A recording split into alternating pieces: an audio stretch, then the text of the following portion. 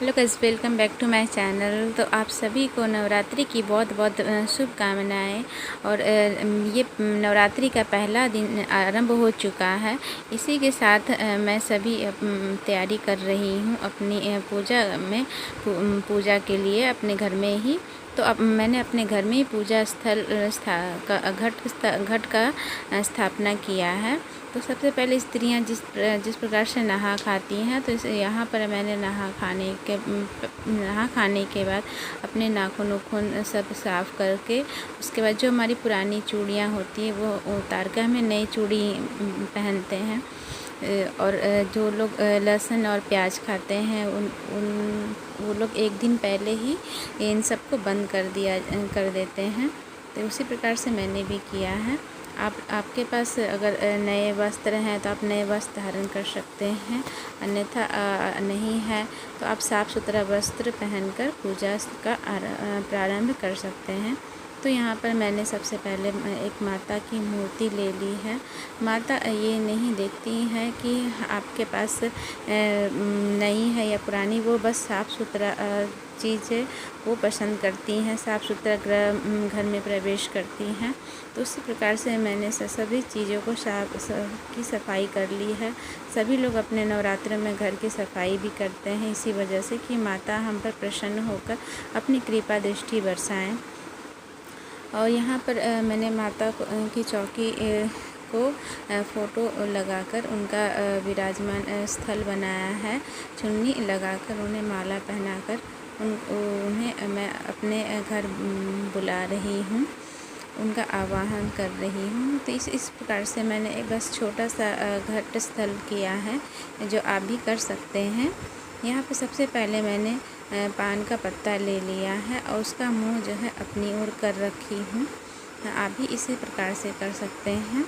और जब भी आप घट स्थल करें तो जो हमारे जौ और मिट्टी जो उगाए जाते हैं वाटिका बनाने के लिए, तो सबसे पहले मिट्टी में से जो कंकड़ पत्थर होते हैं उसे आप निकाल लीजिएगा। मैंने यहाँ पर निकाल कर हटा दिया है कंकड़ पत्थर भी, ताकि जौ को उगने में कोई दिक्कत ना हो, उसमें बिल्कुल सिर्फ मिट्टी ही रहे। यहाँ पर मैंने जौ को ऊपर रेडी कर लिया है, उसके अंदर मिट्टी के अंदर डाल के उसके ऊपर अच्छी तरह से हल्की हल्की पानी भी इससे भिगो दिया है। इधर दूसरी तरफ मैं जब भी पूजा करती हूँ तो तिल का तेल ही का उपयोग करती हूँ। आपके पास अगर घी से पूजा करते हैं, जोत बत्ती जलाते हैं, तो आप कर सकते हैं। और जब हम कलश स्थापना करते हैं तो कलश में हम रोड़ी और हल्दी, एक वो सुपारी और एक सिक्का भी चल सकता है। जिनके पास चांदी का सिक्का होता है वो चांदी के सिक्के भी डाल सकते हैं। चावल जो अक्षत का होता है वो डालकर और फूल डालकर उसमें थोड़ा जल डालकर, गंगा जल डालकर उनका कलश को उसमें स्वास्तिक बनाकर उसे तैयार किया जाता है, उसमें कलावा लावा बांधकर। तो यहाँ पर मैंने दुर्गा माँ के लिए सभी श्रृंगार की सभी प्रकार की सामग्री लाई हूँ। मेहंदी, चूड़ी, बिंदी, महावर, नेल पॉलिश, लिपस्टिक, जो भी चीज़ें होती है, काजल, श्रृंगार की सारी चीज़ें मैं माता को अर्पण करती हूँ। और साथ में गंगा जल भी उनके पास रखती हूँ। जिस प्रकार से पंडित लोग अपने पूजा में सभी चीज़ों का उपयोग करते हैं, तो यहाँ पर मैं भी कर रही हूँ। और उसके बाद सबसे पहले मैं हर दिन जैसे माता को एक लौंग, एक इलायची, एक सुपारी हर दिन हमें चढ़ाना चाहिए, उसी प्रकार से मैंने भी पान के पत्ते पर चढ़ाया है। और पंचमेवा जो हमें हर दिन चढ़ाना चाहिए, तो पंचमेवा भी कभी मैं उपयोग कर रही हूँ यहाँ पर। तो पंचमेवा में चौहाड़ा, बादाम और नारियल, मखाने, ये सब होते हैं।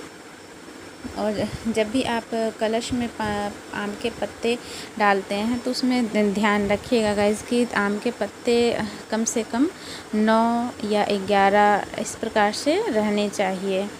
9 जैसे 9 दुर्गा होती हैं, 9 माताएं होती हैं, तो उसी प्रकार से हमें पत्तों की संख्या भी कम से कम 9 के आसपास ही रखनी चाहिए, उससे कम नहीं। रखना चाहिए, बेशक ज़्यादा हो जाए।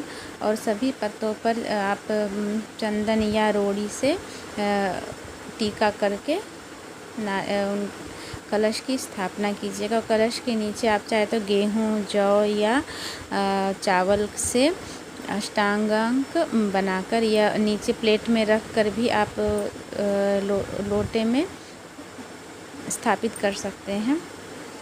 मैंने अक्षत छींटकर उसके बाद उसको स्थापित कर दिया है। और माता का उनको बहुत ही प्रिय है जावा अड़हुल का फूल, तो इसलिए मैंने अड़हुल का फूल ही माता को चढ़ाई हूँ।